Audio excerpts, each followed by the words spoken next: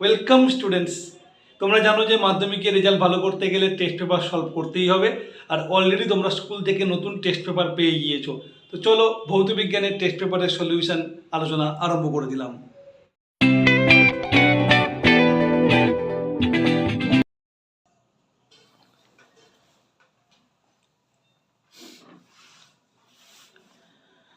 প্রথম প্রশ্ন, van Allen বিকিরণ বলয় কোন স্তরে দেখা যায়? উত্তর হলো ম্যাগনেটোস্ফিয়ার। 1-2, গ্যাসের অণুগুলির গড় গতিশক্তি নিচের কোনটির সঙ্গে সমানুপাতিক হয়? গতিশক্তি পরম তাপমাত্রার সমানুপাতিক। এসটিপিতে 67.2 লিটার অক্সিজেন গ্যাসের মোল সংখ্যা কত?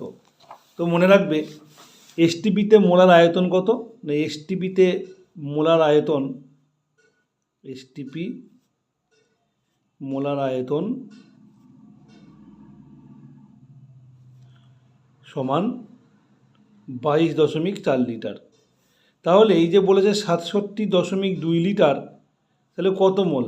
তাহলে 3 মোল, তাই না? তুমি দেখো, এর 3 গুণ 67.2। তাই যখন 3 মোল নেব, এবারে আমাকে বার করতে বলেছে মোল সংখ্যা। হ্যাঁ, উত্তর হয়ে গেল 3 মোল। তারপর কঠিন তরল ও গ্যাসের আয়তন প্রসারণ গুণাঙ্ক যদি গামা এস, গামা এল এবং গামা জি হয়, তাহলে কোনটা ঠিক? আয়তন প্রসারণ গুণাঙ্ক সব থেকে বেশি গ্যাসের, তারপরে তরলের, তারপরে কঠিনের। 4-এর এ। 5 নম্বর প্রশ্ন, প্রতিসরাঙ্ক ও আলোর তরঙ্গ দৈর্ঘ্য সম্পর্কে প্রকাশকারী সমীকরণ মিউ সমান a plus b by lambda square. এটা বিজ্ঞানিক কচির সম্পর্ক, কোসির সম্পর্ক। 10 সেমি ফোকাস দৈর্ঘ্যের উত্তল লেন্স থেকে 20 সেমি দূরে বস্তু রাখলে উৎপন্ন প্রতিবিম্বের রৈখিক বিবর্ধন কত হবে? দেখো, 10 সেমি ফোকাস দৈর্ঘ্য মানে f সমান 10, তাহলে 20 সেমি যখন বলছে, তার মানে সেটা 2f। আমরা জানি যে 2f দূরত্বে যদি বস্তু থাকে, তাহলে সমান দৈর্ঘ্যের সদ্বিম্ব উল্টানো সদ্বিম্ব বিপরীত দিকে তৈরি হয়। সমান দৈর্ঘ্য মানে বিবর্ধন 1। কোনটি অওহমীয় পরিবাহী, মানে ওহমের সূত্র মেনে চলে না? হবে কোনটা? জার্মেনিয়াম, কারণ তাপমাত্রা বাড়লে রোধ কমে যায়।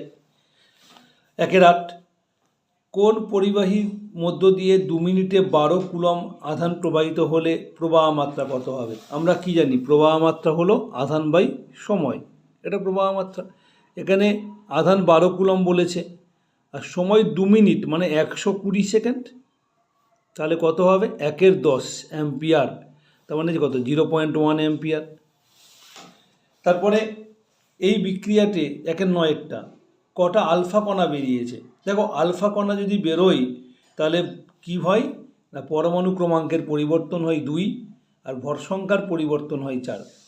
বিটা কণাতে পরমাণু ক্রমাঙ্কের পরিবর্তন হয়, কিন্তু ভর সংখ্যার পরিবর্তন হয় না। আর গামা রশ্মি নির্গত হলে কোথাও কোনো পরিবর্তন হয় না, শুধুমাত্র শক্তি কমে। তাহলে আলফা কণার পরিবর্তন বা আলফা কণা বেরোনোর হিসাবটা আমি ভর সংখ্যাতে পাবো, কারণ আলফা কণা বেরোলে তবেই ভর সংখ্যা বদলায়। তো এখানে ভর সংখ্যা 222 থেকে 210 হয়েছে, মানে 12 কমেছে। একটা আলফার জন্য 4 কমে, তাহলে 3টা আলফা কণা বেরিয়েছে। নিচের কোন জোড়াটি সঙ্গতিপূর্ণ নয়? কপার, মুদ্রাধাতু, এটা তাহলে হতো সিএল না? ও আচ্ছা, আই মানে আয়োডিন, হ্যালোজেন, জেনন নিষ্ক্রিয় গ্যাস, ঠিকই আছে। কে ক্ষারীয় মৃত্তিকা ধাতু, এটা ঠিক নেই। কে হচ্ছে ক্ষারীয় মৃত্তিকা নয়, ক্ষারীয় ধাতু, ক্ষার ধাতু। তাহলে অপশান ডি। ABC 3টি মৌলের পরমাণু ক্রমাঙ্ক যথাক্রমে 7, 9 ও 12। কোন ক্ষেত্রে সমযোজী বন্ধন সৃষ্টি হবে? যেহেতু MCQ, চটপট নামগুলো মনে করার চেষ্টা করো। A হলো নাইট্রোজেন, B হলো ফ্লুরিন, আর 12 হচ্ছে ম্যাগনেসিয়াম। তাহলে কোন ক্ষেত্রে হবে না? নাইট্রোজেনও হতে পারে, ফ্লুরিনও হতে পারে, তাহলে 7 ও 9, তাহলে A ও B।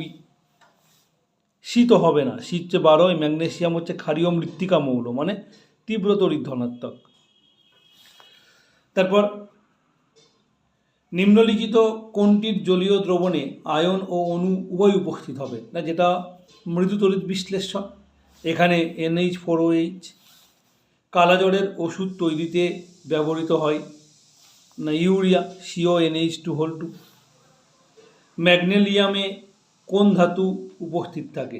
ম্যাগনেলিয়ামে অ্যালুমিনিয়াম অবশ্যই থাকবে, তাহলে এখানে অ্যালুমিনিয়াম।